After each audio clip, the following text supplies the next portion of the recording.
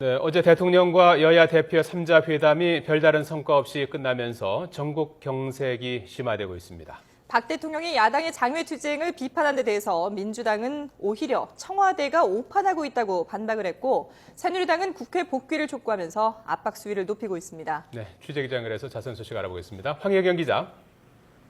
네, 국회입니다. 네, 자, 박근혜 대통령의 말을 조금 전에 들어봤는데요. 민주당의 반응은 무엇입니까?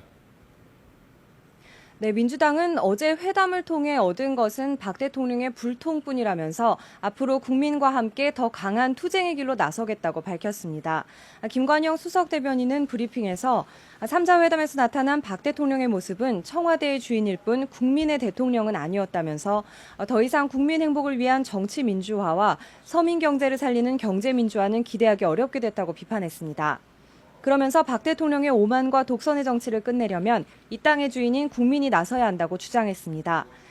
특히 박 대통령이 오늘 오전 회의에서 민주당의 장외투쟁이 국민적 저항에 부딪힐 거라고 경고한 데 대해 오히려 대통령이 상황을 너무 오판하고 있는 것으로 보인다면서 혼자만의 민생을 부르짖어서는 사태가 해결되지 않는다고 말했습니다.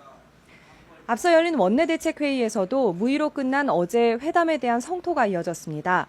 김한길 대표는 청와대에서 노숙복을 벗고 양복을 입고 오라고 해서 입고 갔지만 국민에게 주는 추석 선물은 아무것도 없었다면서 연휴 동안 천막에서 전국의 민심을 경청하면서 갈 길에 대해 더 깊이 고민하겠다고 말했습니다. 김 대표의 말을 직접 들어보시겠습니다. 박근혜 대통령이 외면하는 민주주의 회복은 우리에게 보다 많은 고통과 인내를 요구할 것이지만 민주주의를 포기할 수 없는 우리는 기꺼이 그 고통과 인내를 감당할 것입니다. 네, 그럼 새누리당의 반응은 어떻습니까?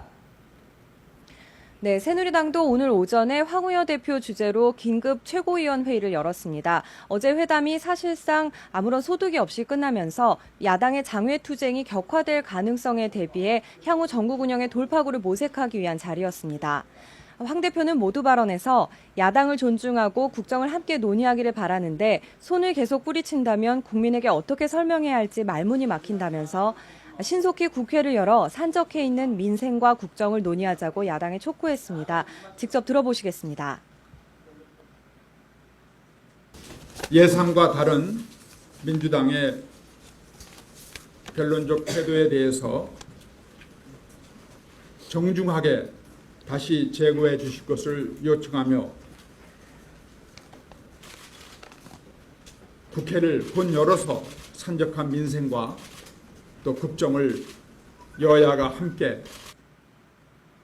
네, 최경환 원내대표도 민주당이 민주주의 위기를 언급하며 당분간 장외투쟁을 지속하기로 한 데 대해 민주주의 위기가 아닌 국회의 위기라고 지적했습니다. 특히 야당 대표가 대통령 앞에서 할 말을 다 하고 사과까지 요구하는 상황에서 민주주의가 위기라고 하는 건 말이 안 된다고 강조했습니다.